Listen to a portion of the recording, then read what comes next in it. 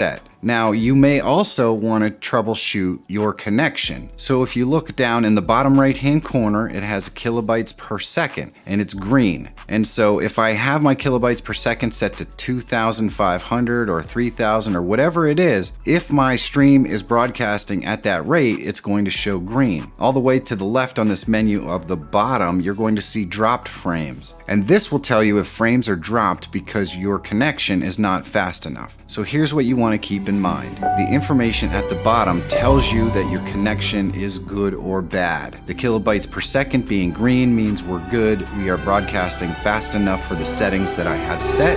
And the fact that we have 0 dropped frames means that my connection is good. Up at the top with the stats, you can see that my machine is just not powerful enough to handle the encoding settings that I have set, or the size of the stream or something like that. The machine is just not powerful enough to handle it. So how do we fix that? Well, to fix that, we're going to go into our settings by clicking settings, and we're going to go to output. Here we can adjust our bit rate. We can lower it down to the lower end of what we're trying to accomplish. In my case, since I'm trying to do 30 frames per second, I can lower it all the way down to 3,000 as the bit rate if I wanted to. The next thing is the preset. We can lower the quality of our preset.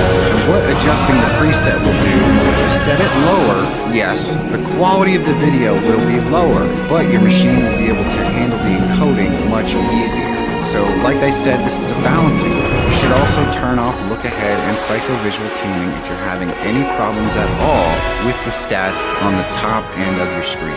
Once we adjust these settings down a little bit, it gives us the opportunity to go ahead and go live and test these settings again. Now, what if you adjust your bit rate and your preset quality lower, and it's as low as it can go for the suggested bit rate on the chart, and you're still having dropped frames and render lag and things like that? What can you do next?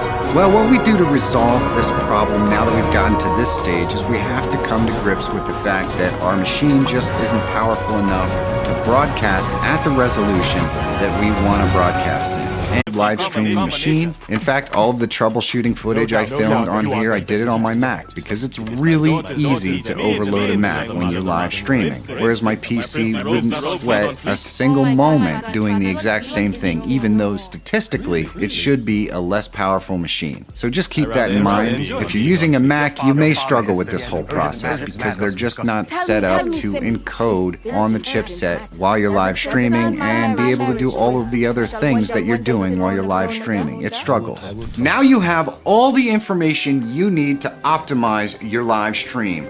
It's friggin' sweet. Once again, if this video helped you out, please give it a like and leave a comment and let me know how I'm doing. And if this video out. And if you're always looking for tools. No.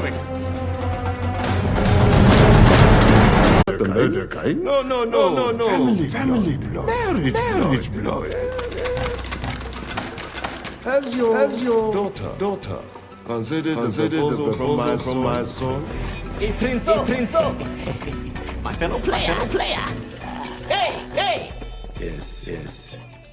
I do not think that he and Meek ever happen. Ever.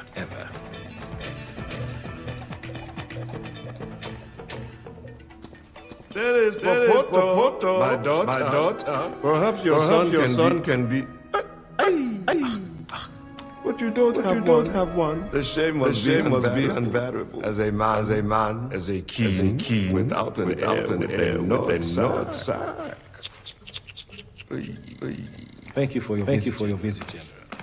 Seeing you brings to mind all of my favorite curses for you. To call you a shit stain, much joy. I advise you